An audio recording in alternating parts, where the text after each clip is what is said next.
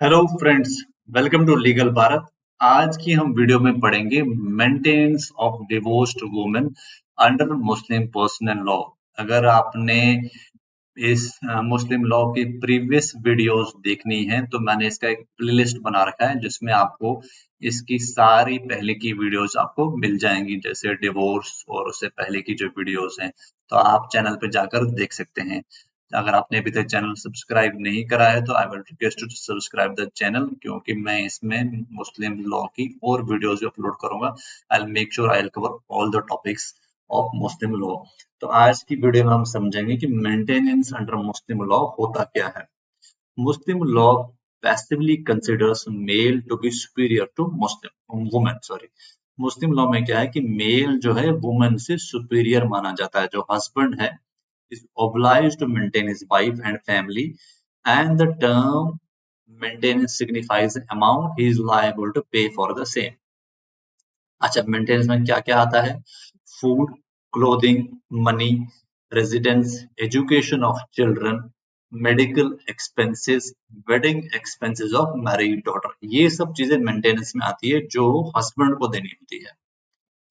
और रिलेटिव्स कौन कौन है जो मेंटेनेंस के लिए एंटाइटल्ड है? Wife, children, parents, grand parents और other relations.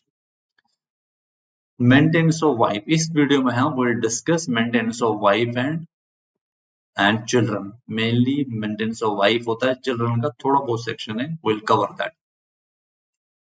Maintenance of wife जो है वो चार पार्ट्स में हम कैटेगराइज कर सकते हैं। पहला एज ऑब्लिगेशन ऑफ मैरिज और प्री न्यूपिटल एग्रीमेंट, ये मुस्लिम पर्सनल लॉ के अंदर में आते हैं। फिर दो और कैटेगरी जो है वो सेक्युलर लॉ में आता है। पहला under section 125 CrPC, under Muslim women protection of rights on divorce act 1986 का। ये चार कैटेगरी के अंदर में मुस्लिम वाइफ को मेंटेनेंस मिलता है। लेट अस डिस्कस कि पहला as obligation of marriage. Women's rights and husband's obligation to maintain his wife exist only if the wife remains faithful to her husband and obeys all his reasonable orders। अगर वो उसके reasonable order सारे follow करती है, faithful रहती है, तभी ही उसको मेंटेनेंस मिल सकता है हस्बैंड से। मेंटेनेंस जो है वाइफ कब क्लेम कर सकती है? अगर तो वो हस्बैंड को डिसओबे करे, उसके भी एक्सेप्शंस हैं। इफ हस्बैंड कीप्स ए कंक्यूबाइन, तब अगर ऐसा होता है तब उसको उसके ऑर्डर मानने की जरूरत नहीं है, डिसओबे कर सकती है और still she can claim maintenance.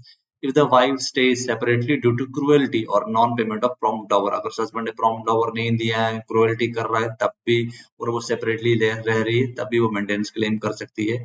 Marriage can not be consummated owing, अगर हस्बैंड की इलनेस की वजह से, मालफॉर्मेशन की वजह से वो मैरिज कंज्यूमेट नहीं कर पा रहा है, और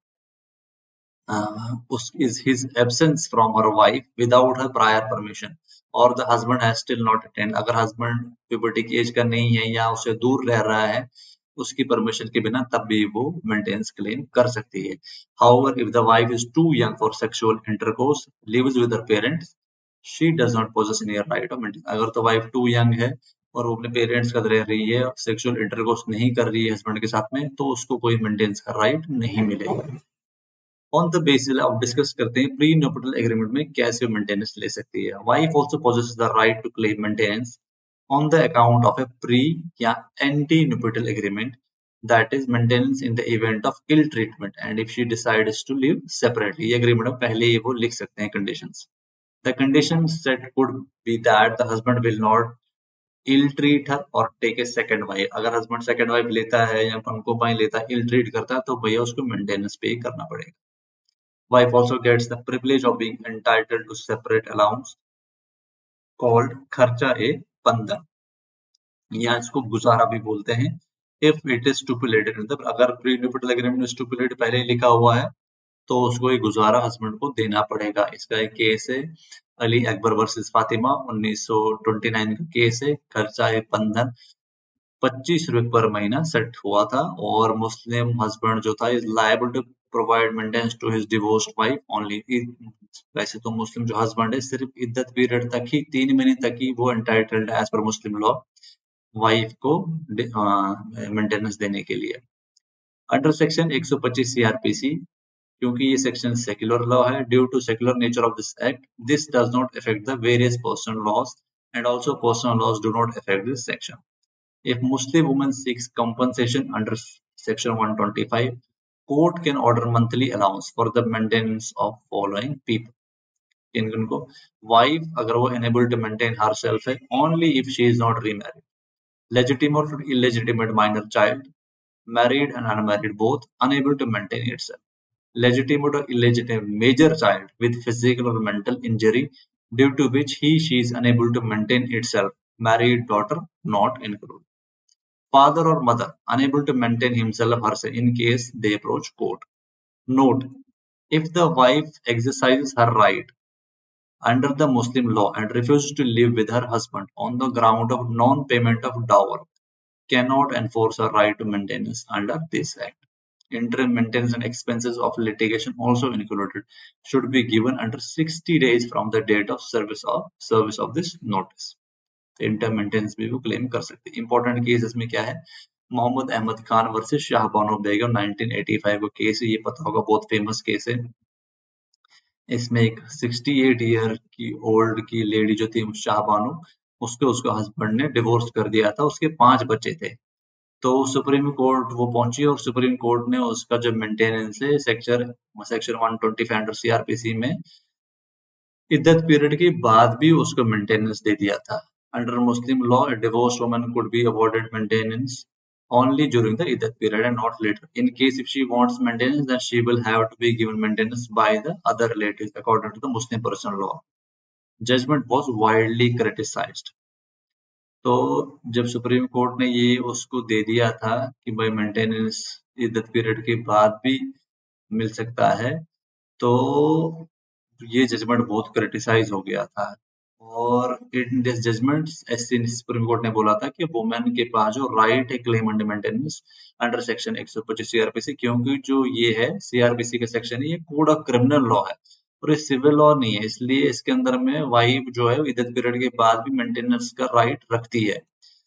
तो एससी ने कहा था कि भाई कॉन्फ्लिक्ट नहीं इन दोनों के बीच में, और सेक्शन 125 सीआरपीसी का जो सारे रिलीजन्स पर अप्लाई होता है और ये क्रिमिनल नेचर का एक्ट है, और मुस्लिम पर्सनल लॉ जो है वो सिविल है। लेकिन इस पर बहुत बवाल मच गया। Many sections of Muslim protested, उन्होंने ये बोला भाई ये हमारा रिलीजन पर अटैक है और ये हमारे रिलीजियस पर्सनल लॉज पर भी अटैक है।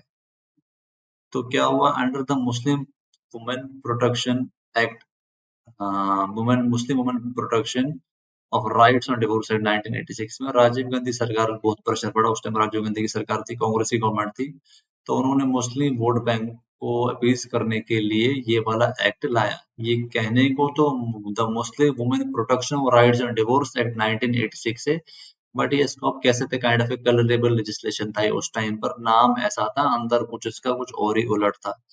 एक्ट ने क्या कर दिया, जैसे मुस्लिम पर्सनल लॉ है, एक्ट ने लिमिट कर दिया कि जो हस्बैंड है भाई वो सिर्फ इद्दत पीरियड तक ही अपनी वाइफ को मेंटेन कर सकता है अंडर मुस्लिम पर्सनल लॉ। इस एक्ट ने मोहर लगा दी मुस्लिम पर्सनल लॉ पे, नाम इसका कुछ और था लेकिन काम इसका कुछ और था।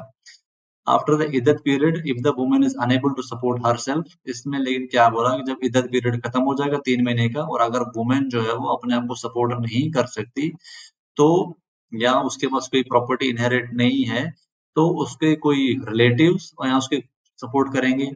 अगर उसके रिलेटिव भी नहीं है तो वक्फ बोर्ड जो है भाई वो उसका मेंटेनेंस देगा।